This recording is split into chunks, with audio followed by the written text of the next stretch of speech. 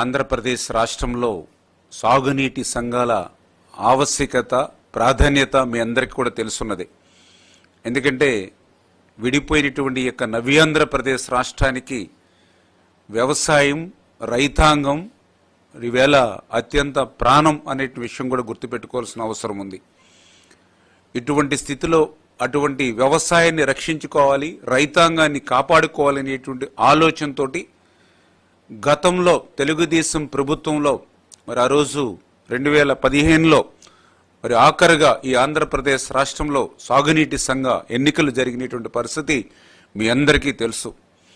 మరి తరువాత వచ్చినటువంటి వైఎస్ఆర్సీపీ ప్రభుత్వం 2020లో ఈ యొక్క సాగునీటి సంఘాలను రద్దు చేసినటువంటి పరిస్థితి కూడా ఒక్కసారి గుర్తు చేసుకోవాల్సిన అవసరం ఉంది. సాగునీటి సంఘాలని రద్దు చేయడం అని అంటే వ్యవసాయాన్ని రద్దు చేయడమే.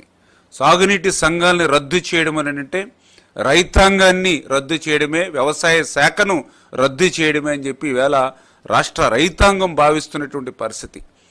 ఎందుకంటే ఏదైతే ఈ యొక్క వ్యవసాయానికి సంబంధించి అత్యంత కీలకమైనటువంటి నీటిపారుదల సంఘానికి సంబంధించినటువంటి యొక్క సాగునీటి సంఘాలలో రైతుల ప్రాతినిధ్యం ఏదైతే ఉందో, రైతుల భాగస్వామ్యం ఏదైతే ఉందో, దానివల్లనే ఆ పనులన్నీ కూడా సక్రమంగా జరుగుతాయి, పర్యవేక్షణ ఉంటుంది, జవాబుదారీతనం ఉంటుంది.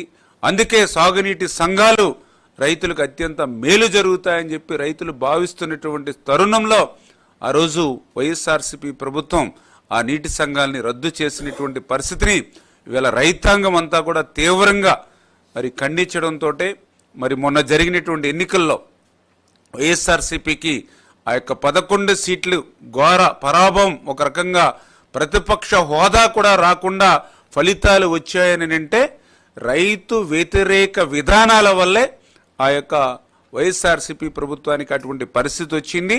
అందుకు సాగునీటి సంఘాల రద్దు కూడా ఒక ఉదాహరణ అనే విషయాన్ని సందర్భంగా తెలియజేసుకుంటూ, అందుకే ఈరోజు మళ్ళీ తెలుగుదేశం ప్రభుత్వం అధికారంలోకి వచ్చిన తర్వాత ఈ ఎన్డీఏ ప్రభుత్వం మళ్ళీ సాగునీటి సంఘాలని పునరుద్ధరిస్తున్నటువంటి పరిస్థితి. ఆ సాగునీటి సంఘాలకు సంబంధించి మరి వివిధ శాఖలతోటి అందరితోటి కూడా కసరత్తు చేసి ఏదైతే రేపు డిసెంబర్ 14వ తేదీన ఈ యొక్క సాగునీటి సంఘాలు ఎన్నికలు మరి ప్రారంభమవుతాయనే విషయాన్ని కూడా మీ ద్వారా తెలియజేసుకుంటూ, ఈ యొక్క ఎన్నికలు కూడా 3 అంచెల విధానంగా ఏదైతే డిసెంబర్ 14న మరి డబ్ల్యూఏ